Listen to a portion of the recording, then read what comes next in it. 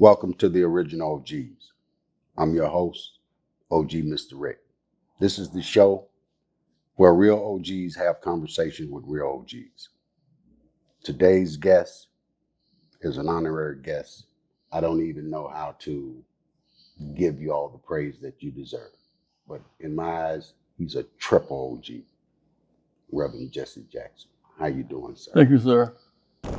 OG, two letters that define respect. I created the original OGs to document the forgotten parts of American history. I want to recognize and give a voice to the men and women that have climbed to the top of their game. The men and women this marquee have been authenticated as original OGs. Welcome to my world, a world of the originals, the unique. Welcome to the original OGs.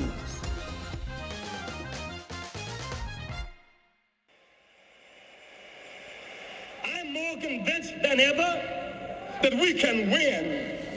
We'll fought up the rough side of the mountain. We can win.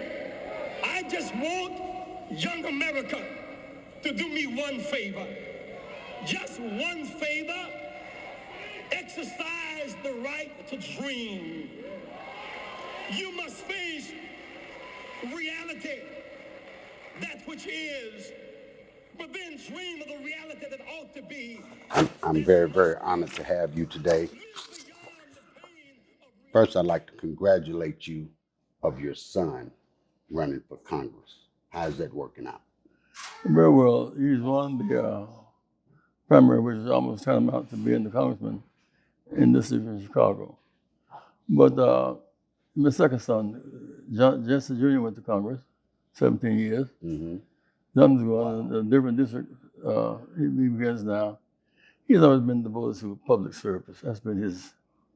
He's been the international spokesman of the Rainbow Push Coalition for a number of years. Yes. And politics formally on his agenda. I've never seen a draft so genuine. When Bobby Rush left, he started coming to him, go for it, go for it. So he decided to go for it, and he put together a tremendous campaign. A lot of the relationships he developed across the years. Yes. And I bear witness, and I think he's going to do a very good job. He's a very solid person. Very able.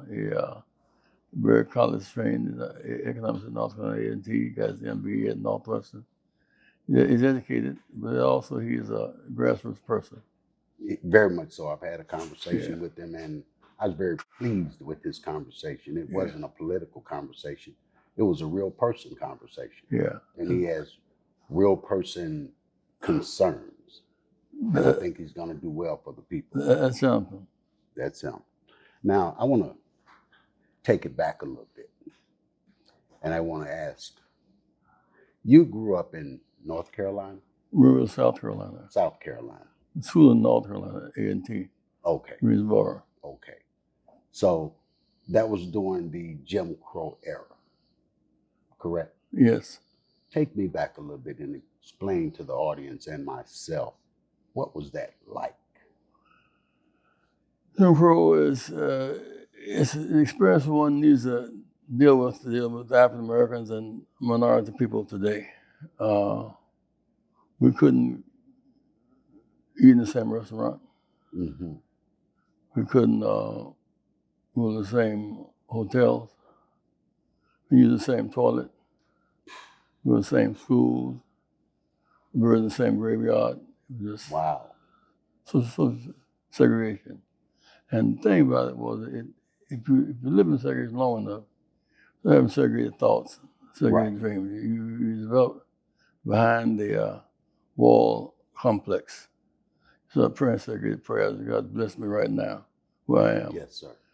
Our job is to pull down walls and build bridges. Yes, sir. And so, but once you become so accustomed to that system, most people, in fact, have adjusted. Right. Even the angry have adjusted. I was Rainbow Push has a Wall Street project now, telling the old investment banking for Black people, and all the Black rhetoric came out of Harlem, Malcolm and this and Adam Powell and all that. Never really got beyond the south end of Central Park. Never got to Wall Street. Wall Street on the same island right down the street. Same island as as Harlem. Yet they never quite got challenged in Wall Street. The social capital, finance capital of the world. Right. So I've always striven to get beyond the walls and build real bridges. Mm. So I want to kind of keep this story going in line here. And your experience with the Jim Crow, did that give you a certain spirit, a certain energy to want to fight for a better situation? Yeah, I came home from school in December '59. I've been away for 6 months. Mm-hmm. Long way to be home at 17, you know. Wow. Came home and did a speech of 25 annotated bibliographies. Okay. A big deal. So I went to the color library, and Ms. Smith said, "Jesse, I don't have this in all the books. Wow. But my friend at Central Library does have them. Right. It's a white library." So she said, "I'll write you a note. And I'll call her." So I dashed about 2 miles. When I got there, she was talking with a color white policeman. I was naive enough to think they just happened to drop by. It looked so casual. Wow. So I said, she said, "I've got to call Mrs. Smith. I'll get you these books. It's going to take about 7 days." Wow. There's just 2 of us in the library. I'm going to say, I found them myself. Yeah, 7 days. Yeah, on a 10-day Christmas vacation, you know, I had to get back to school early. So I said, I need to use the stacks. And so the police said, "You heard what she said. I got the point there." Wow. I went out the back door and I cried. I looked up at a Confederate statue downtown Greenville. You never forgot. And I never forgot that. That was the kind of, my indignation came to a head at that point. Wow. See, within segregation, you can learn a lot of joy behind your wall. Yes. I mean, best singers, best dancers, best artists, best athletes. You can live a whole world behind the walls of segregation. Wow. And speaking of that, you played sports when you were younger, huh? Football, University of Illinois was a freshman football player. I never knew that. It was A&T, Luke there. It was a horrible experience at Big Ten University. You were a quarterback? Yes. Social segregation was very thick there. I remember I got back to school, my library experience at home. There was a sign on each of our mailboxes. Wow. You were here to play ball, not to be white girls. You ass the grass with Don't get it confused. You ass the grass with a lawnmower. Because I heard that conversation, that expression. Ass the grass with a lawnmower. And so you guys had a little meeting when all got back to school. Remember the athletic director. That was not a black in the athletic department. The blacks were done in the sports, Wow. track and football, all that stuff. Mm-hmm. And I couldn't play baseball because I had to go south in the spring and had to stay in people's houses. Right. So I found that kind of segregation in Illinois. One day I was going across the campus and I heard a loud melodious band. At first I thought was just having to have this high-five battles between who played the loudest music. Mm-hmm. So I went back and I got close to help Jim with the basketball. Count bases and that, and Joey was lined up for the show that night. Wow. So I said, "What's happening?" He says, "Panel in the council." You know, I remember the fraternity, Omega Psi Phi at that time. I went and told the brothers, they said, "Why don't we go to the..." Wow. They said, "We can't go. What? It's whites only." My people playing for them, but I can't go. Yeah, I'm in the Big Ten and all of its reputation. So what I did was, that night I did as I did in Greenville, when got close to somebody, guys took the instruments in. Mm-hmm. I got in the back door. With the So instruments. I want to see Pinocchio and Joe Williams and the Count Basie Band. Wow. There's another indignity, you know. So Right. they just combined over and over again. And so I left there and went back to A&T. And the city had begun there the spring before. I became very close to those 4 guys, and I kept on going, really. Who were those 4 guys? Well, Israel Blair has another name now. He's a religious leader that has another name. McCain, he was an Air Force official. He became that. All of them went on to be prominent. Yeah.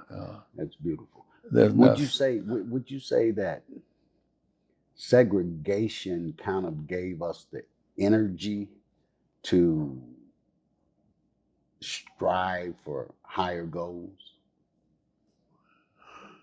Yes, the way our society is structured, if a black attacks a white, jail time. Mm-hmm. White attacks a black is riot time. Right. Black attacks a black is miller time. It's made up kind of that way, so yes. trying to overcome the walls of segregation, big goal. Once we got into the rhythm of it, became like the thing to do. Right. Did you protest? So, but I think about it so often about segregation, and I think that one day I was working on my father's wood truck, so wood, coal truck. I jumped out of the corner and went into the store. The Greeks owned the store. Now they was occupied by people of different ethnic groups, Right. So 4 or 5 women were in the drugstore, in the store. So I said, shh. I'm trying to get his attention. I want to put a nickel up there and get 2 Mary Janes. Right. And so I whistled. Put 45 in my face. And whistled me again. Wow. I didn't think I'd be shot. I thought that I told my father it just happened in World War II. Then kill or be killed. Right. I told my grandfather he'd do the same thing. Wow. I kept it for 20 years. But what I reflect on, however, is that the adults were in the store, and they saw it and saw nothing. Exactly. No protest, because nothing. It's almost like you found your place and you know how to behave now. Exactly. Yeah, you got put in your place. Yeah, you see, if you act right, behave, you'll be all right. That's crazy. So, about that time, I would think it would be a little bit before that. That was the event. I don't want to say that word. That was when Emmett Till was killed back then. We were the same age. Wow. Emmett Till. Really? I remember when he was killed. It shook a job on the South. There have been 5,000 lynchings between August 1880 and 1950. 5,000 lynchings without one indictment. Pilgrim oversaw it, not one indictment. And I think what struck me about Emmett Till was his mother, of course, brought the casket to Chicago. Mm-hmm. He put 100,000 people at Robert Temple, saw his body. And opened it up. And so they left it different than when they came in. Right. But what struck me about it also was that when you look at Emmett Till, his impact on society. Right. I asked Ms. Rose Parks, Ms. Rose Parks, why do you sit on the bus? She said, I used to, Attorney Fred Greer and I, we used to march. We used to meet every Wednesday for lunch. Mm-hmm. How do we test the 54 decision? Wow. Test it. And so she was prepared to test that system. And she wasn't just a washerwoman, all the stereotypes of her. Right. She was an activist. She taught literacy in Black Belt of Alabama. Wow. She met the sit-in that day. Wow. And so, as I reflect on it, OG, it's this. She said, I had 3 other women on the bus that got off. I said, why you sit there? I said, you could have been on the bus, heard or killed. I thought about Emmett Till, I couldn't go back. All about Emmett Till, I couldn't. Emmett Till was a factor in the 55 sit-ins, boycott Dr. King led. So when these experiences are projected on media, have an impact of affecting masses.